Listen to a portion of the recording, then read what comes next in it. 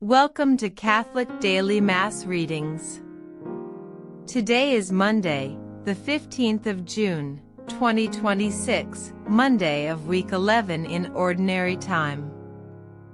Today we celebrate Monday of week 11 in Ordinary Time. We are in the season of Ordinary Time.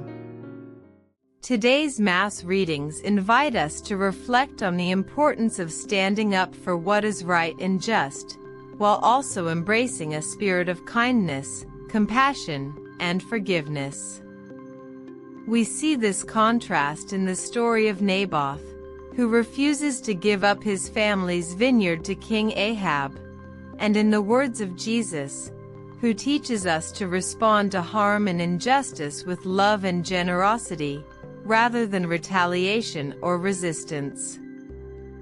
Through the psalm, we are reminded that God hears our cries and hates evil, but also that we are called to live with integrity and honesty.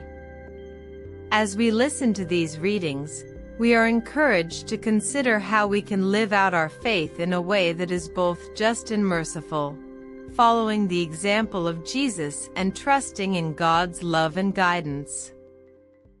A reading from 1 Kings, chapter 21, verses 1 to 16.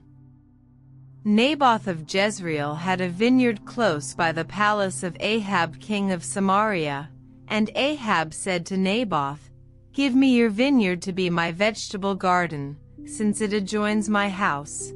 I will give you a better vineyard for it, or, if you prefer, I will give you its worth in money." But Naboth answered Ahab, "The Lord forbid that I should give you the inheritance of my ancestors." Ahab went home gloomy and out of temper at the words of Naboth of Jezreel, "I will not give you the inheritance of my fathers." He lay down on his bed and turned his face away and refused to eat. His wife Jezebel came to him. "Why are you so dispirited," she said, "that you will not eat?" He said, "I have been speaking to Naboth of Jezreel. I said, 'Give me your vineyard either for money or, if you prefer, for another vineyard in exchange.' But he said, 'I will not give you my vineyard.'" Then his wife Jezebel said, "You make a fine king of Israel, and no mistake. Get up and eat, cheer up, and you will feel better. I will get you the vineyard of Naboth of Jezreel myself." So she wrote letters in Ahab's name and sealed them with his seal, sending them to the elders and nobles who lived where Naboth lived. In the letters she wrote, "Proclaim a fast, and put Naboth in the forefront of the people.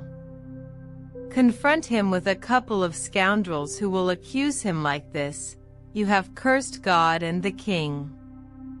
Then take him outside and stone him to death." The men of Naboth's town, the elders and nobles who lived in his town, did what Jezebel ordered, what was written in the letters she had sent them. They proclaimed a fast and put Naboth in the forefront of the people. Then the two scoundrels came and stood in front of him and made their accusation, "Naboth has cursed God and the king." They led him outside the town and stoned him to death. They then sent word to Jezebel, "Naboth has been stoned to death." When Jezebel heard that Naboth had been stoned to death, she said to Ahab, "Get up.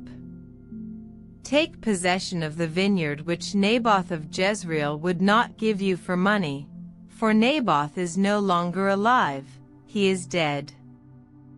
When Ahab heard that Naboth was dead, he got up to go down to the vineyard of Naboth of Jezreel and take possession of it.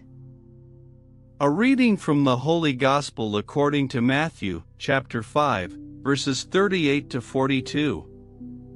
Jesus said to his disciples, "You have learned how it was said, 'Eye for eye and tooth for tooth.' But I say this to you, offer the wicked man no resistance. On the contrary, if anyone hits you on the right cheek, offer him the other as well. If a man takes you to law and would have your tunic, let him have your cloak as well. And if anyone orders you to go 1 mile, go 2 miles with him.